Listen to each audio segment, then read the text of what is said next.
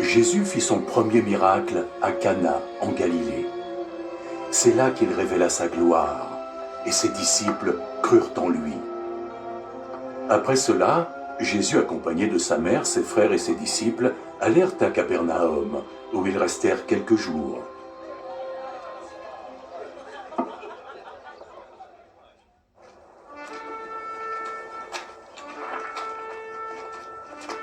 La Pâque juive était proche, et Jésus se rendit donc à Jérusalem.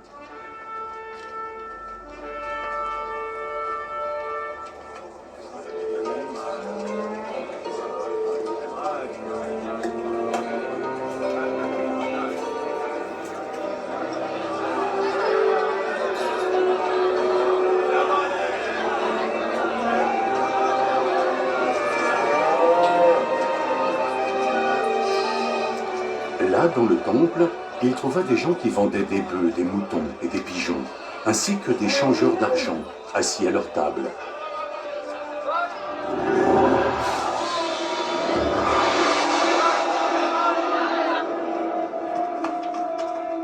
Viens vite, il se passe quelque chose.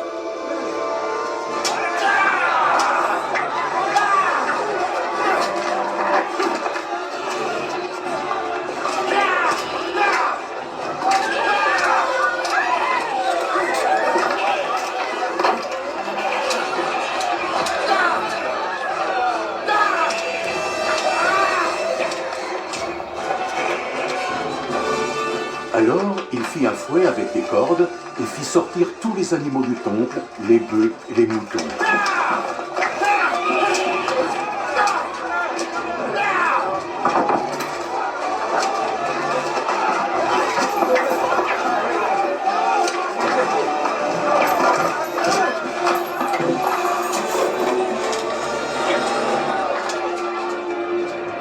Il retourna les tables des changeurs d'argent et dispersa leurs pièces de monnaie.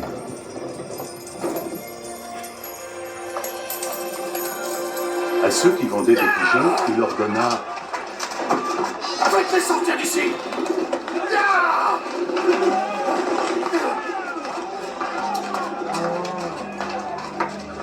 Arrêtez de prendre la maison de mon père pour un lieu de commerce! »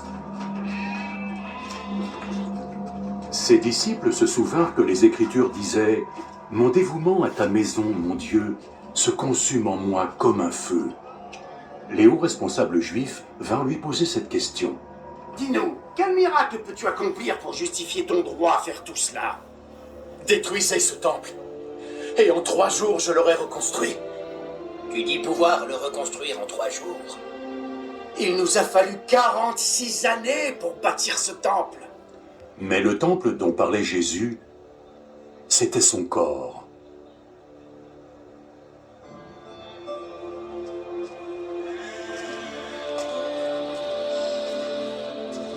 C'est pourquoi, lorsqu'il fut ressuscité d'entre les morts, ses disciples se souvinrent qu'il avait dit cela, et ils crurent aux Écritures et en la parole de Jésus.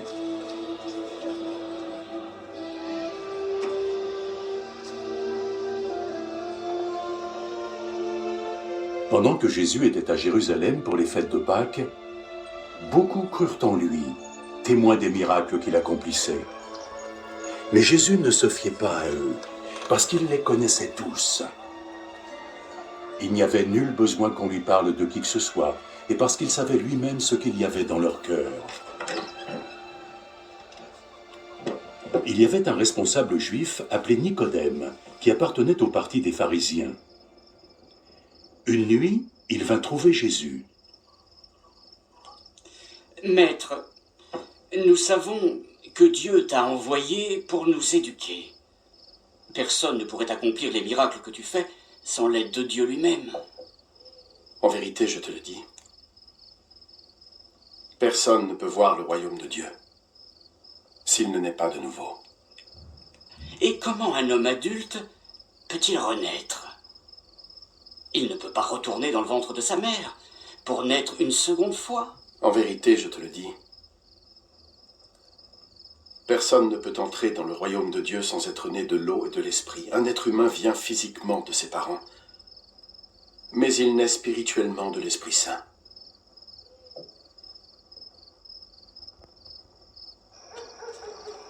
Ne sois pas surpris, parce que je te dis qu'il vous faut tous renaître.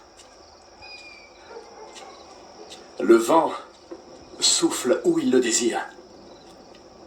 Tu entends bien son souffle, mais tu ne sais ni d'où il vient, ni où il se dirige. Il en va de même pour celui qui naît de l'Esprit Saint. Comment cela est-il possible?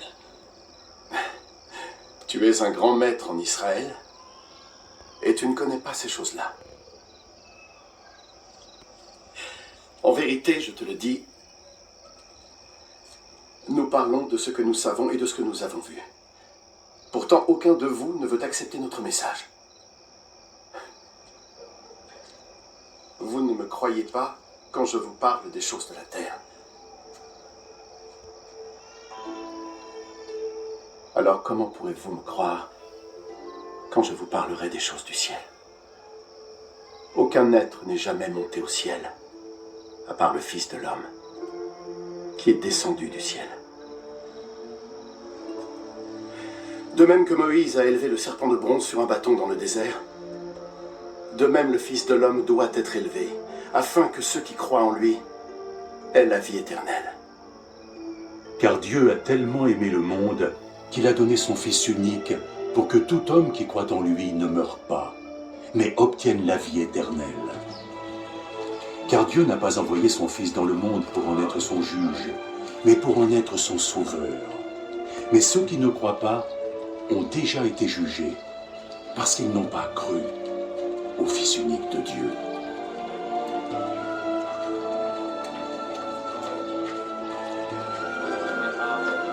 Voici comment fonctionne le jugement. La lumière est venue dans le monde, mais les hommes préfèrent l'obscurité à la lumière, parce qu'ils agissent mal. Ceux qui font le mal détestent la lumière. Ils ne reviennent pas à la lumière, de peur que leurs mauvaises actions deviennent visibles. Mais ceux qui sont dans la vérité viennent à la lumière, afin que la lumière montre que leurs actions ont été accomplies en accord avec Dieu. Après cela, Jésus et ses disciples se rendirent dans la province de Judée, où ils séjournèrent quelque temps et où ils baptisaient. De son côté, Jean baptisait à Aénon près de Salim, où l'eau était abondante. Les gens venaient à lui et il les baptisait. Cela se passait avant que Jean ne soit emprisonné. Des disciples de Jean se mirent à discuter avec un juif au sujet des rituels de purification. « Maître, tu te souviens de l'homme qui était avec toi sur la rive est du Jourdain, cet homme dont tu nous parlais? Eh bien, ils baptisent aussi maintenant. Ils veulent tous le rejoindre. Personne ne peut posséder quoi que ce soit, à moins que Dieu ne lui ait donné. Vous êtes vous-même les témoins que j'ai annoncés. Je ne suis pas le Messie, mais j'ai été envoyé pour le précéder. Le marié est celui à qui appartient la mariée, mais l'ami du marié, qui est à côté et qui écoute, est aussi heureux d'entendre la voix du marié. Voilà comment mon propre bonheur est devenu entier. Son importance va devoir grandir, alors que la mienne va diminuer. Celui qui vient d'en haut est au-dessus de tous. Celui qui vient de la terre appartient à la terre et parle à propos de la terre. Mais celui qui vient du ciel est au-dessus de tout. Il raconte ce qu'il a vu et entendu, mais personne n'accepte son témoignage. Mais celui qui reçoit son message confirme que Dieu est vérité. Celui que Dieu a envoyé dit les paroles de Dieu, parce que Dieu lui a donné la plénitude de son esprit. Le Père aime le Fils et a tout mis en son pouvoir. Celui qui croit au Fils aura la vie éternelle. Celui qui ne veut pas croire en lui n'aura pas de vie et restera à la merci de Dieu et de sa punition.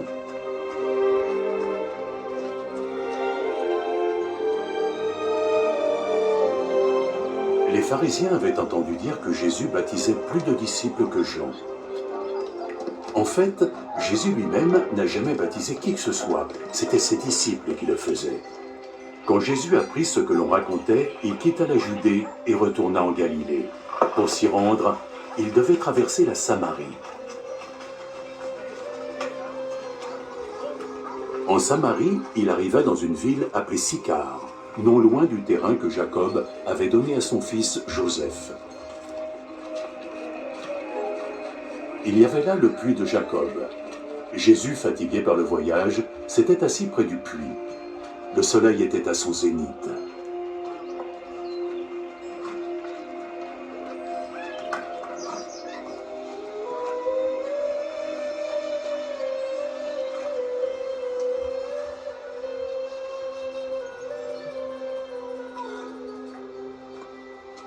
Arriva alors une femme, une Samaritaine, qui venait puiser de l'eau. Donne-moi un peu de cette eau. Ses disciples étaient partis en ville pour acheter de la nourriture. Tu es juif et moi je suis samaritaine. Comment oses-tu me demander de l'eau?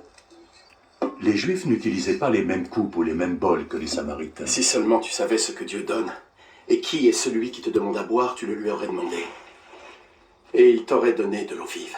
Ah oui, tu n'as pas le moindre seau et le puits est si profond. Où est-ce que tu pourrais trouver cette eau vive dont tu parles? C'est Jacob, notre ancêtre, qui nous a donné ce puits.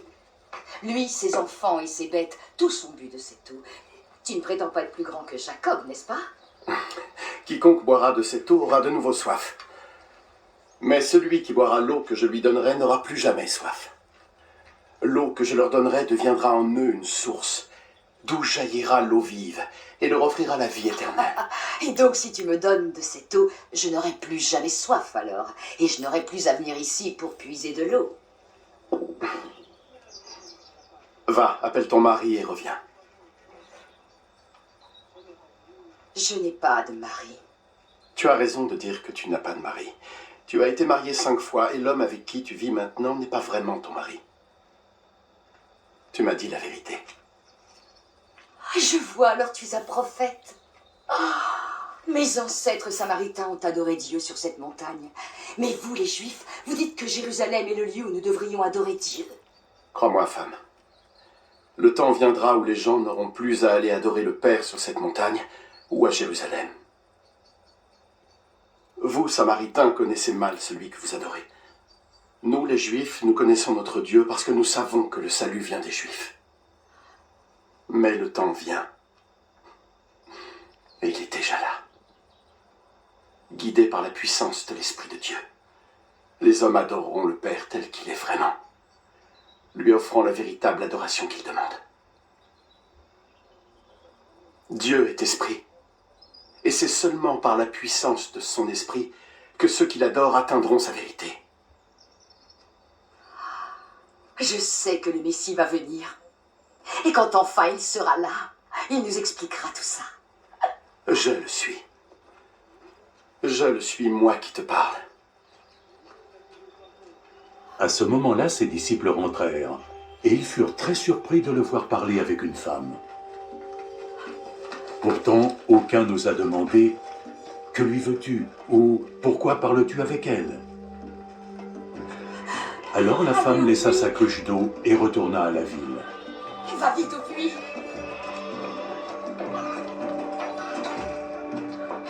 Venez vite. Venez voir l'homme qui m'a raconté tout mon passé. Venez. Le Messie, c'est peut-être le Messie. Ils sortirent donc de la ville et vinrent à la rencontre de Jésus. Pendant ce temps, les disciples priaient Jésus, leur maître, de se nourrir. Maître, il faut manger quelque chose. Mais il leur répondit... J'ai à manger une nourriture que vous ne connaissez pas. Alors les disciples commencèrent à se demander les uns aux autres, quelqu'un lui aurait-il apporté à manger? Ma nourriture, c'est d'obéir à la volonté de celui qui m'a envoyé et d'achever la tâche qu'il m'a confiée. Je vous entends dire, encore 4 mois et ce sera la moisson. Mais moi, je vous dis, regardez bien les champs. Les grains sont mûrs et fins, prêts à moissonner. Celui qui moissonne reçoit son salaire et récolte les grains pour la vie éternelle. Alors celui qui sème et celui qui récolte se réjouissent ensemble. Il est vrai le proverbe qui dit « Quand l'un sème, l'autre moissonne ». Je vous ai envoyé moissonner dans un de ces champs où vous n'avez pas travaillé. D'autres y ont travaillé. Et vous profitez de leur travail. Beaucoup de Samaritains de cette ville ont cru Jésus, parce que la femme leur avait dit « Il m'a raconté tout mon passé ». Ainsi, lorsque les Samaritains arrivèrent auprès de lui, ils le prièrent de demeurer chez eux. et Jésus y séjourna 2 jours.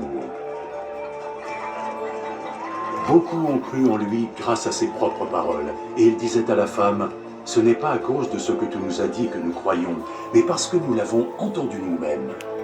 Et nous savons que c'est vraiment lui, le Sauveur du monde. » Après avoir passé ces 2 jours, Jésus reprit son chemin et partit en Galilée. Lui-même l'avait proclamé, « Les prophètes ne sont pas considérés dans leur propre pays. »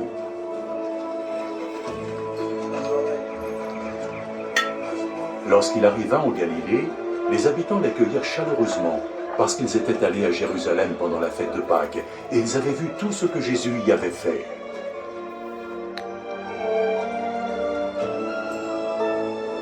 Puis Jésus revint à Cana en Galilée, où il avait changé l'eau en vin.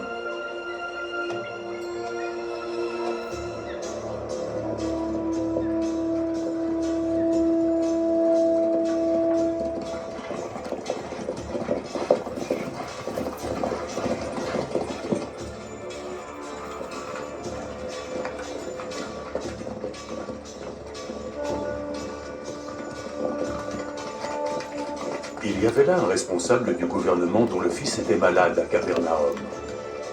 Quand il apprit que Jésus venait de Judée pour la Galilée, il décida d'aller à sa rencontre. Il lui demanda de le suivre jusqu'à Capernaum pour y guérir son fils qui était mourant. Personne ne me croira, à moins d'être témoin de miracles et de prodiges. Seigneur, accompagne-moi.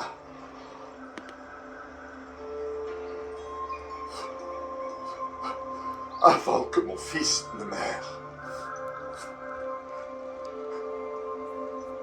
Pars.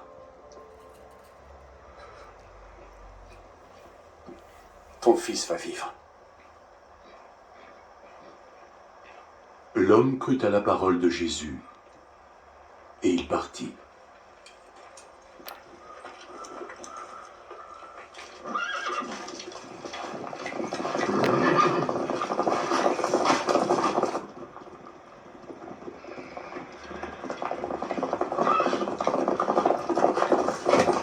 Sur le chemin du retour, ses serviteurs vinrent à sa rencontre avec des nouvelles.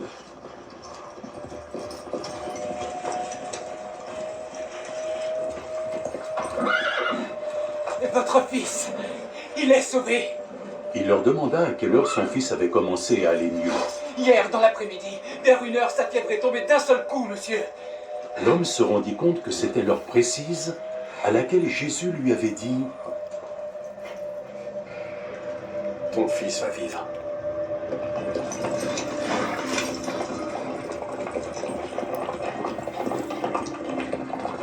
Alors, lui et toute sa famille crurent en Jésus. Ce fut le second miracle que Jésus accomplit à son retour de Judée pour la Galilée. Après cela, Jésus se rendit à Jérusalem pour une fête religieuse. Près de la porte des brebis à Jérusalem, il y a un bassin entouré de 5 porches. En hébreu, on l'appelle Betzata.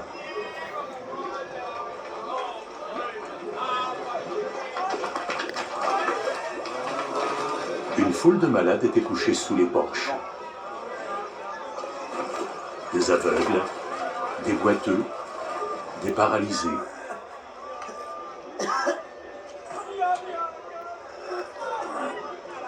Il y avait là un homme qui était malade depuis 38 ans.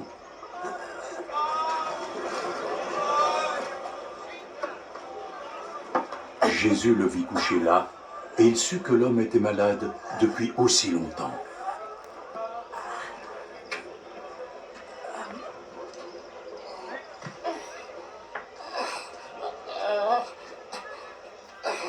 Tu aimerais te sentir mieux.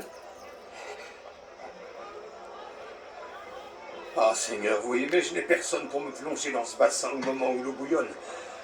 Le temps que j'arrive au bord pour y entrer, un autre me passe devant. Oh, ah.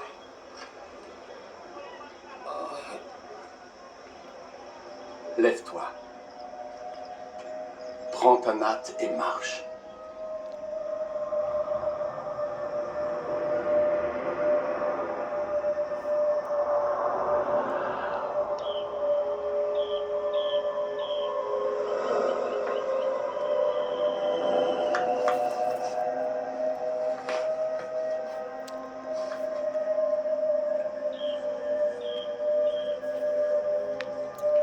Aussitôt, l'homme fut guéri.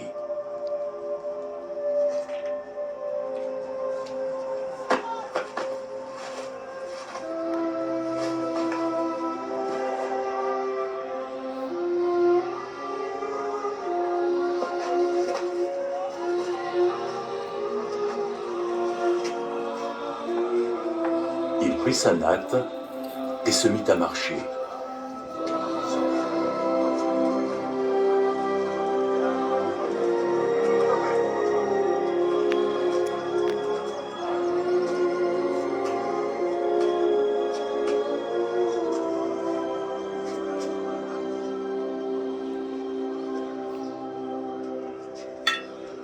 Le jour où cela arriva était un jour de sabbat. Donc les responsables juifs dirent à l'homme qui était guéri, « Toi, c'est le Shabbat. Tu ne sais pas qu'il est interdit d'apporter en ces lieux sa natte. » C'est l'homme qui m'a guéri qui m'a dit de prendre ma natte et de marcher. Qui est donc cet homme qui t'a demandé de faire cela? Mais l'homme qui était guéri n'avait aucune idée de qui était Jésus. D'autant plus qu'il y avait foule à cet endroit, et Jésus s'était éclipsé. Plus tard, Jésus le retrouva au dehors du temple. Te voilà guéri maintenant. Alors ne pêche plus, ou quelque chose de pire pourrait arriver.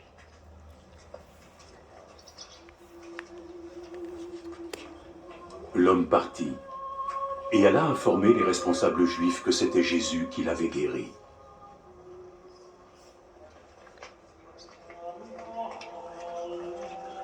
Alors, ils commencèrent à persécuter Jésus, parce qu'il avait fait sa guérison le jour du sabbat.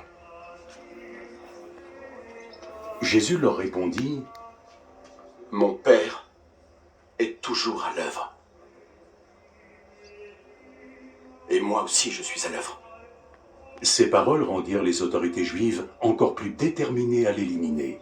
Pas seulement parce qu'il avait enfreint la loi du sabbat, mais parce qu'il disait que Dieu était son propre Père, et ainsi il se faisait l'égal de Dieu. Alors Jésus leur déclara, « En vérité, je vous le dis, le Fils ne peut rien faire par lui-même. Il fait seulement ce qu'il voit son Père faire, et ce que fait le Père, le Fils le fait aussi. Car le Père aime le Fils, et lui montre tout ce qu'il fait lui-même. Il lui montrera des œuvres encore plus grandes à faire, et vous tous ici en serez étonnés. Tout comme le Père relève les morts et les rend à la vie, de la même façon, le Fils donne la vie à qui il veut. Le Père ne juge personne lui-même. Il a donné au Fils tout pouvoir pour juger, de sorte que tous doivent honorer le Fils comme ils honorent le Père. Quiconque n'honore pas le Fils n'honore pas le Père qui l'a envoyé. En vérité, je vous le dis, ceux qui entendent mes paroles et croient en celui qui m'a envoyé auront la vie éternelle. Ils échappent au jugement, mais sont déjà passés de la mort à la vie. En vérité, je vous le dis, le temps va venir.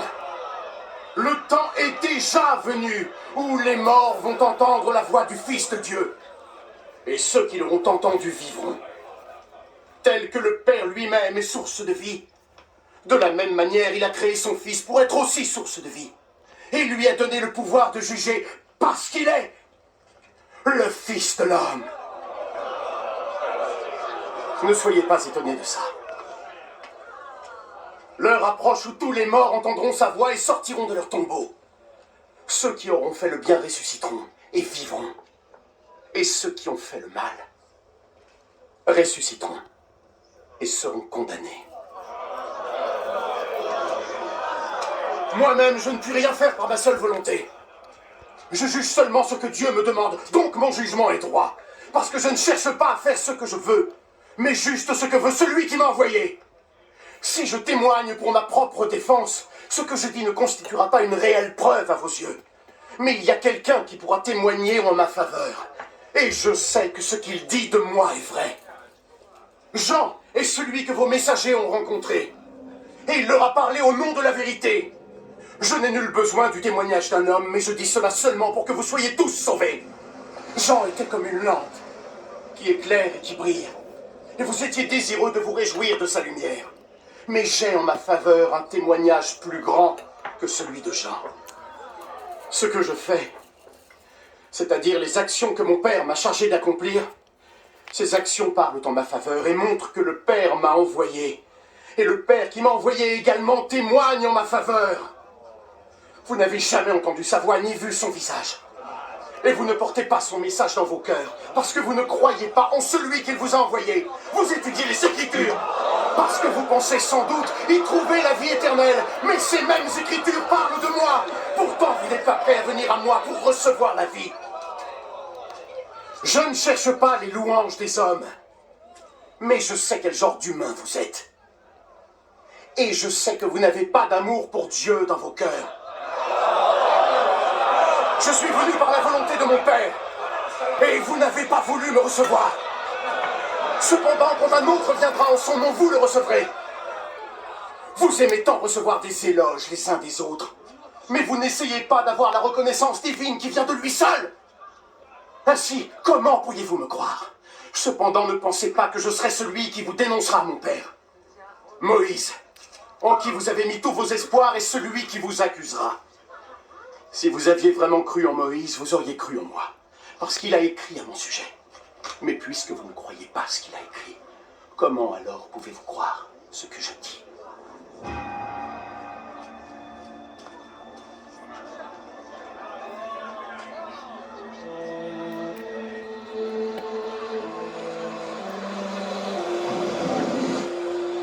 Après cela, Jésus se rendit de l'autre côté du lac de Galilée, appelé aussi lac de Tibériade.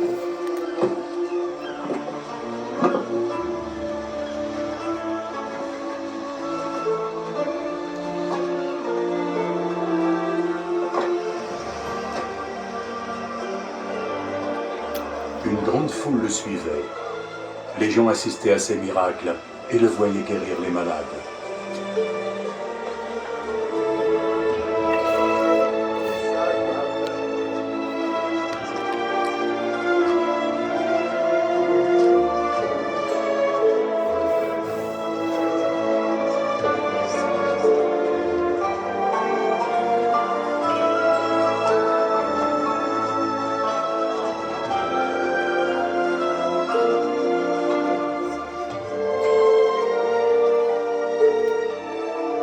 Jésus monta sur une colline et s'assit là avec ses disciples.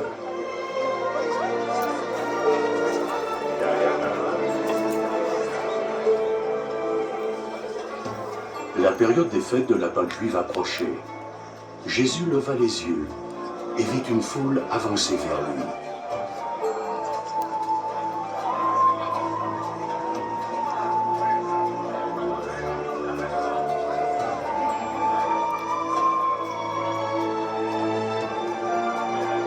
Pouvons-nous acheter assez de pain pour tous les nourrir? Il disait cela pour mettre Philippe à l'épreuve, car il savait déjà ce qu'il allait faire. Pour que chacun puisse avoir un petit morceau, il nous faudrait plus de 200 pièces d'argent pour acheter le pain nécessaire. Un autre de ses disciples, André, frère de Simon, lui dit: Il y a ici un garçon qui a 5 pains d'orge et aussi 2 poissons. Mais je crains qu'il n'y en ait pas assez pour nourrir tous ces gens. Dites à tout le monde de s'asseoir. À cet endroit, il y avait beaucoup d'herbes. Ils s'assirent donc tous.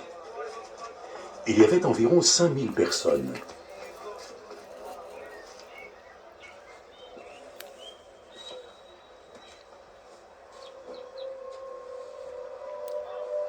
Jésus prit le pain, rendit grâce à Dieu,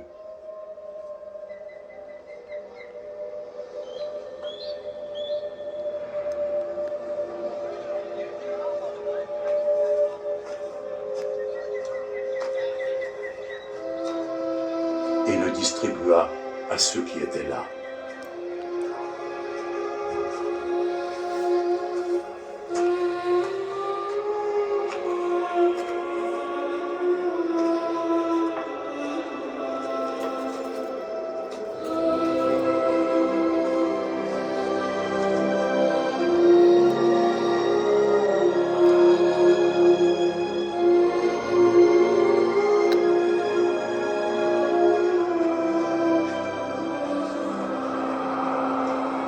fit de même avec le poisson.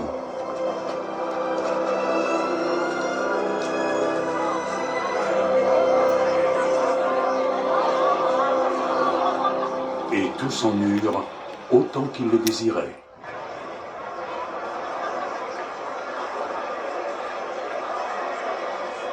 Lorsqu'ils furent tous rassasiés, il dit à ses disciples: Ramassez les morceaux qui restent,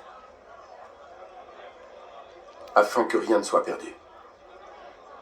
Ils les ramassèrent donc, et avec les morceaux qui restaient des 5 pains d'orge que tous avaient mangés, ils remplirent 12 paniers. Ayant assisté au miracle que Jésus venait d'accomplir, tous dirent alors: c'est vraiment lui le prophète qui doit venir dans le monde.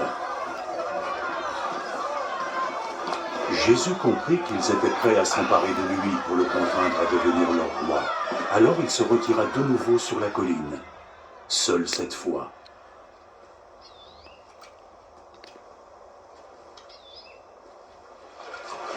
Quand le soir fut venu, les disciples de Jésus descendirent jusqu'au lac.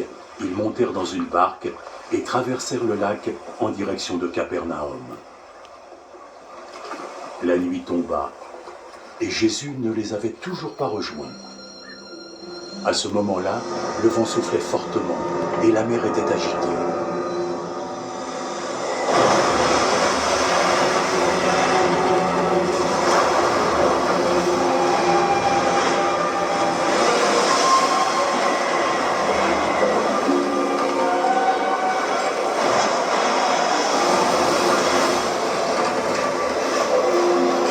Les disciples devaient avoir ramé 5 ou 6 kilomètres quand ils virent Jésus marchant sur l'eau.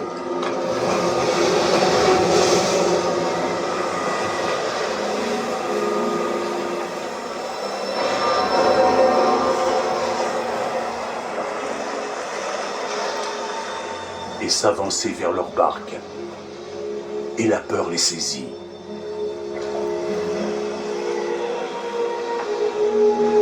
N'ayez pas peur. C'est moi.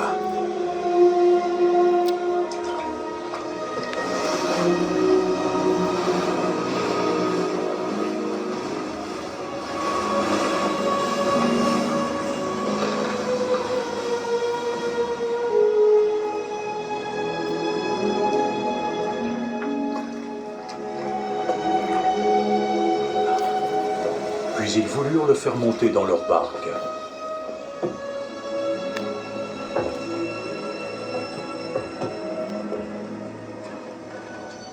Et aussitôt la barque toucha terre, à l'endroit précis où ils se rendaient. Le lendemain, la foule qui était restée de l'autre côté du lac remarqua qu'il n'y avait là qu'une seule barque. Tous savaient que Jésus n'était pas parti avec ses disciples et qu'ils avaient embarqué sans lui. D'autres barques venues de Tibériade accostèrent près du lieu où la foule avait mangé le pain, après que le Seigneur ait rendu grâce à Dieu. Quand les gens virent que ni Jésus ni ses disciples n'étaient là, ils montèrent dans ces barques et allèrent à Capernaum à la recherche de Jésus.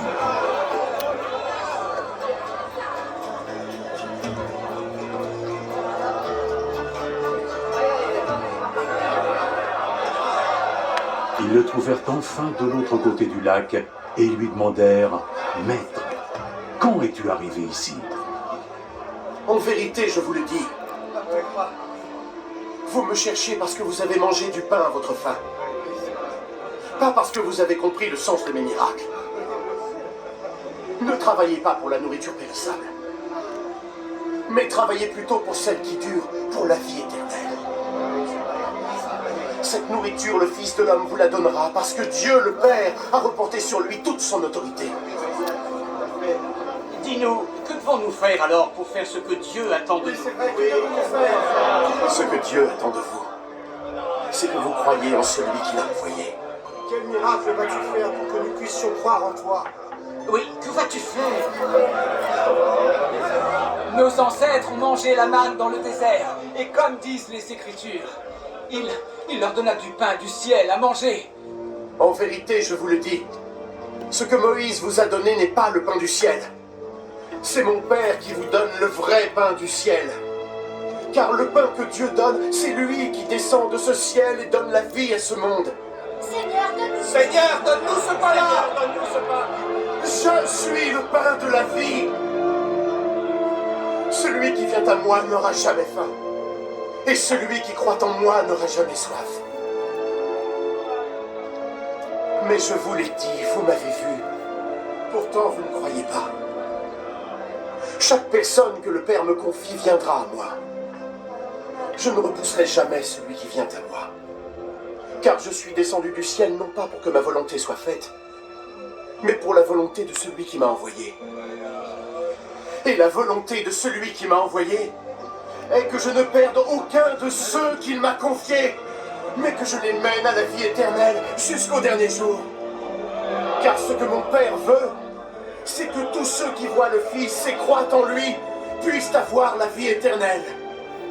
Et je les amènerai à cette vie éternelle jusqu'au dernier jour. Les gens commencèrent à le critiquer parce qu'il avait dit « Je suis le pain descendu du ciel ». Cet homme est bien Jésus, le fils de Joseph, n'est-ce pas? Nous connaissons son père et sa mère. Alors, comment peut-il oser nous dire et prétendre qu'il serait descendu du ciel?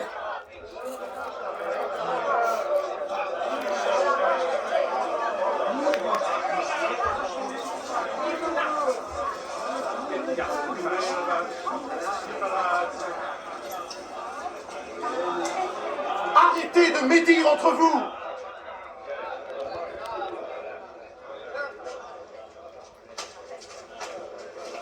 Personne ne peut venir à moi si le Père qui m'a envoyé ne l'y conduit. Et je les ressusciterai tous au dernier jour.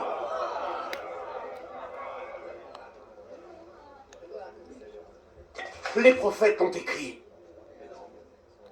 Tout le monde sera instruit par Dieu. Quiconque écoute le Père et apprend par lui, vient à moi. Cela ne veut pas dire que quelqu'un ait vu le Père. Celui qui vient de Dieu est le seul qui a vu le Père. En vérité, je vous le dis, celui qui croit possède la vie éternelle. Je suis le pain de la vie. Vos ancêtres ont mangé la manne dans le désert, pourtant ils sont morts. Mais le pain qui descend du ciel est tel que celui qui en mange ne mourra pas. Je suis le pain vivant qui est descendu du ciel. Si vous mangez ce pain, vous vivrez éternellement. Le pain que je vais vous donner, c'est ma chair. Et je la donne afin que le monde puisse vivre. Cela déclencha de vives disputes parmi les auditeurs. Comment cet homme peut nous donner sa chair à manger? En vérité, je vous le dis. Si vous ne mangez pas la chair du Fils de l'homme et ne buvez pas son sang, alors jamais la vie ne coulera en vous. Ceux qui mangent ma chair et boivent mon sang auront la vie éternelle. Et je les ressusciterai au dernier jour. Car ma chair est une vraie nourriture et mon sang est une vraie boisson. Ceux qui mangent ma chair et boivent mon sang vivent en moi. Et je vis en eux. Le Père qui m'a envoyé est vivant. Et grâce à lui, je vis aussi. De la même manière, celui qui me mangera vivra grâce à moi. C'est ainsi. C'est le pain qui est descendu du ciel. Ce n'est pas le même pain qu'ont pu manger vos ancêtres, ceux qui sont morts. Non, ceux qui mangeront ce pain vivront pour l'éternité. Jésus prononça ces paroles pendant qu'il enseignait dans la synagogue de Capernaum. Après l'avoir entendu, plusieurs de ses disciples dirent « Ce discours est trop dur. Qui peut bien écouter ça ?» Sans en être informé, Jésus sentit que ses disciples étaient critiques à ce sujet. Cela vous donne-t-il envie d'abandonner? Que se passerait-il alors si vous voyez le Fils de l'homme retourner à l'endroit où il était auparavant? Ce qui donne la vie est l'Esprit de Dieu. L'homme en tant que tel ne sert à rien. Les paroles que je vous ai transmises apportent la vie et l'Esprit de Dieu. Mais il en est parmi vous qui ne croient pas. Depuis le tout début, Jésus savait qui étaient ceux qui ne croiraient pas et qui était celui qui le trahirait. Voilà la raison pour laquelle je vous ai dit que personne ne peut venir à moi si le Père ne leur en a pas donné la possibilité. Dès lors, plusieurs de ses disciples se retirèrent et ils ne l'accompagnèrent plus.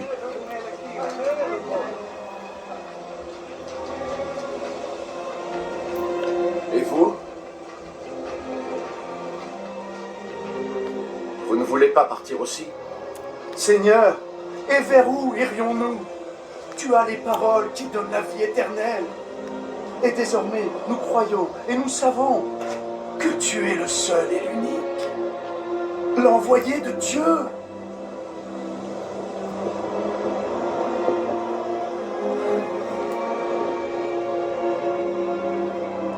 J'en ai choisi 12 parmi vous. Et pourtant, l'un d'entre vous est un démon. Il parlait ainsi de Judas, le fils de Simon Iscariote. Car Judas, bien qu'il fût l'un des 12 disciples, était celui qui allait le trahir. Ensuite, Jésus parcourut la Galilée. Il ne voulait pas séjourner en Judée, parce que les autorités juives voulaient le tuer. La fête juive des Huttes était pour bientôt. Alors les frères de Jésus lui dirent « Pars d'ici et va en Judée, afin que tes disciples voient aussi les œuvres que tu as faites. » On ne doit pas agir en se cachant des autres lorsqu'on désire être connu. Puisque tu fais de telles choses, fais en sorte que le monde entier le sache. Ses frères eux-mêmes ne croyaient pas en lui. Le moment n'est pas encore venu pour moi. Mais pour vous, chaque instant est le bon. Le monde ne peut vous haïr, mais moi, il me hait. Parce que je continue à dénoncer ses mauvaises actions. Allez à la fête, vous, mes frères. Personnellement, je ne vais pas à la fête. Parce que mon heure n'est pas encore venue. Après leur avoir dit cela, il resta en Galilée. Lorsque ses frères furent rendus à la fête, il y alla aussi, mais plutôt de façon secrète, car il ne voulait pas qu'on l'y voie. Les autorités juives le cherchaient pendant la fête et demandaient « Où est-il » Dans la foule, les rumeurs chuchotées circulaient à son sujet. « C'est un homme bon », disaient certains. « Non », disaient les autres, « il trompe les gens ». Mais personne ne parlait de lui ouvertement, par crainte des autorités juives. La fête était déjà à moitié passée, quand Jésus se rendit au temple et commença à enseigner. Les autorités juives ne cachèrent pas leur étonnement. Comment cet homme peut en savoir autant sans jamais avoir étudié? Ce que j'enseigne ne vient pas de moi, c'est Dieu qui m'a envoyé cet enseignement. Quiconque veut se plier à la volonté de Dieu saura si ce que j'enseigne vient de Dieu, ou alors si je parle en mon propre nom. Celui qui parle en son propre nom a tendance à chercher la gloire pour lui-même, mais celui qui cherche la gloire de celui qui l'a envoyé est honnête. Et il n'y a rien de faux en lui. Moïse vous a bien donné la loi, n'est-ce pas? Pourtant, aucun de vous n'applique la loi. Pourquoi cherchez-vous à me tuer? Tu es possédé par un démon. Qui est-ce qui cherche à te tuer? J'ai accompli un miracle. Et vous en étiez tous étonnés. Moïse vous a ordonné de circoncire vos fils, bien que cette pratique ne vienne pas de Moïse, mais de vos ancêtres. Donc vous circoncisez un garçon le jour du sabbat. Si un garçon est circoncis le jour du sabbat afin de respecter la loi de Moïse, alors pourquoi êtes-vous en colère contre moi parce que j'ai entièrement guéri un homme le jour du sabbat? Arrêtez donc de juger d'après les apparences et jugez plutôt d'après la justice. Certains habitants de Jérusalem disaient « N'est-ce pas cet homme que les autorités cherchent à tuer? Regardez, il parle en public et ils ne disent rien contre lui. » Les autorités pourraient-elles avoir reconnu que c'est lui le Messie? Mais quand le Messie doit arriver, personne ne doit savoir d'où il vient, tandis que nous savons tous d'où vient cet homme. Alors que Jésus enseignait dans le temple, il s'exclama Me connaissez-vous vraiment? Et savez-vous bien d'où je viens? Je ne suis pas venu de ma propre volonté. Mais celui qui m'a envoyé est digne de toute confiance. Vous ne le connaissez pas, mais moi je le connais. Parce que je viens de lui. Et il m'a envoyé. Ils tentèrent alors de s'emparer de lui.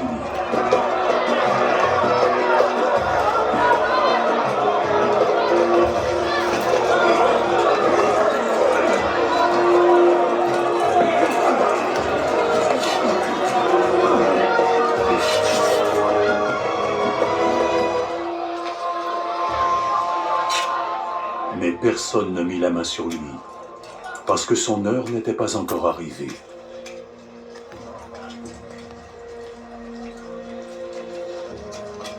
Cependant, dans la foule, beaucoup crurent en lui. Quand le Messie viendra, accomplira-t-il plus de miracles que cet homme n'en a fait? Les pharisiens entendirent ce que les gens chuchotaient au sujet de Jésus. Alors, les chefs des prêtres et les pharisiens envoyèrent des gardes pour l'arrêter.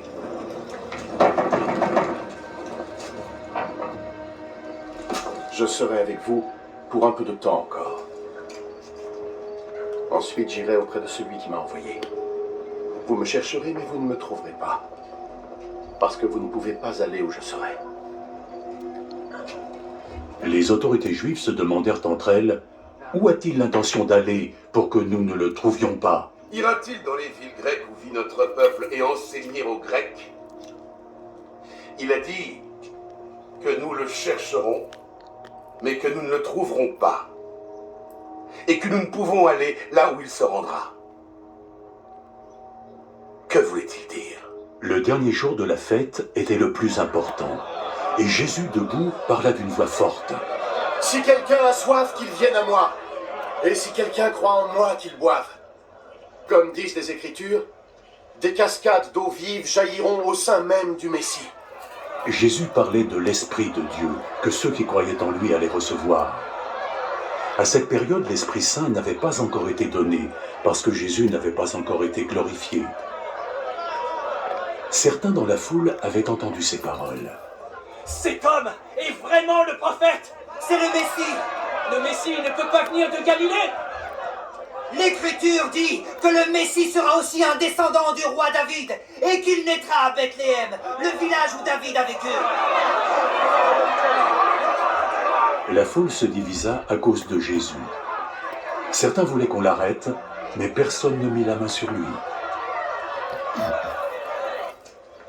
Quand les gardes rentrèrent, les chefs des prêtres et les pharisiens leur demandèrent « Vous ne l'avez pas arrêté? » Jamais personne n'a parlé comme cet homme le fait. Alors il vous a trompé, vous aussi. Avez-vous eu connaissance d'un membre des autorités ou d'un pharisien qui croit en lui?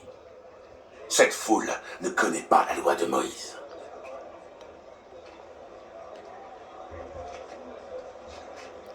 Ils subissent la malédiction de Dieu. L'un des pharisiens présents était Nicomède, qui était allé voir Jésus quelque temps auparavant.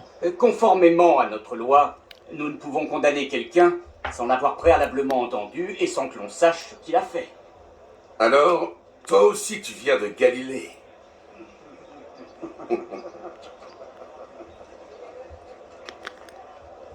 Relis donc les Écritures.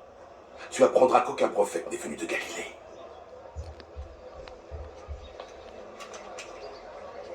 Puis chacun s'en retourna chez lui. Mais Jésus se rendit sur le mont des Oliviers.